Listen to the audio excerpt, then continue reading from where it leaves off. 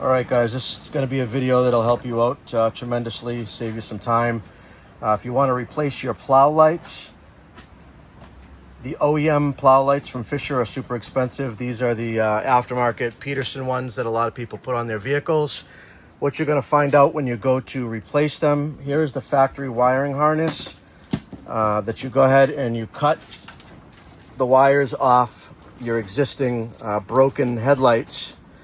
And you're going to find 6 wires. These are all labeled right now. And you're going to find that your new light has 5 wires.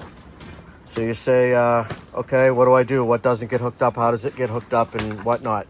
I'm going to post the diagram in the end of this video, as well as a pinout and any information you'll need for testing and checking out the wiring and whatnot.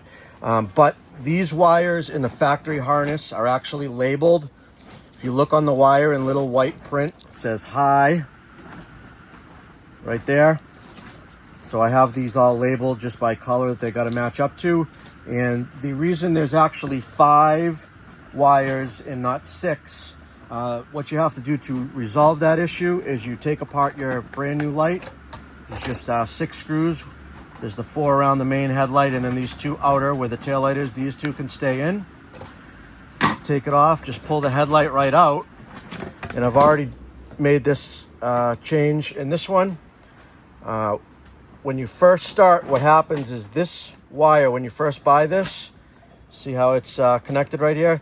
This went right here. Okay, so the white wire is the ground for the headlight and the park/blinker. So what you do is open it up, cut the 1 wire right here that was connected there that goes to the tail light as the ground, so it's separate now. Okay, so the original white wire still goes to the headlight, and that's fine, and you can just leave that, just a little cut off piece right there. And now you have a new wire. That's your 6th wire. That's the wire that you need.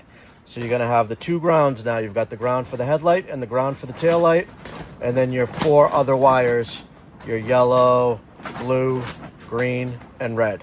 Pardon, it's like super stormy weather. I'm out here in my makeshift garage. Just wanted to make this video before I button this up. But I went and soldered and heat shrinked all the connections. And so all I did is added a length of wire. I ended up using a red wire, so now there's 2 red wires here. I just labeled it to make sure I didn't get confused. Ran it right through the original plastic loom. And then you can go ahead and put this all back together. And then what you're left with will be 6 wires now coming out of your light. This red one is the one that I added. That is the new white wire. And then there's the other 5 that originally came with it. Green, yellow, white, blue, and red. Your green wire goes to your low beam. Your red wire goes to high beam. Sorry, the red wire. Not the red wire that I added.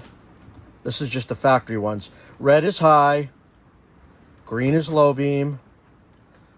Blue is your turn signal. White is your ground, which is now just going to be the ground for the headlight since we made that change. And yellow is for the parking light. So the yellow and the blue both activate the 2 filaments in the turn signal light. And then your green and your red are your high and low in your headlight. White ground for the headlight, and now we've got this red wire, which is the new ground for your tail light. In the end, you got 6 wires coming out. You're going to connect your 6 wires. Like I said, I soldered and heat shrunk all these.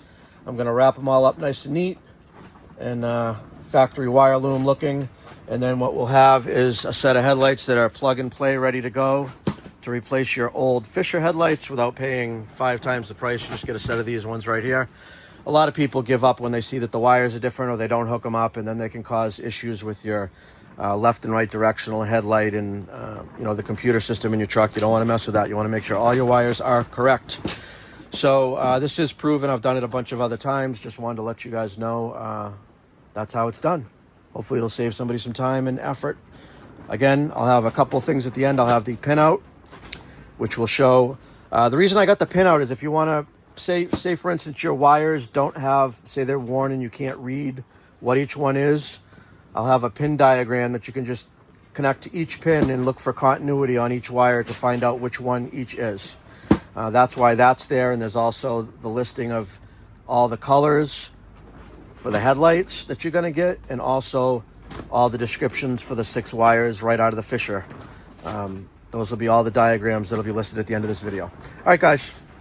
Hope this helps somebody. Thanks for watching. Have a good one.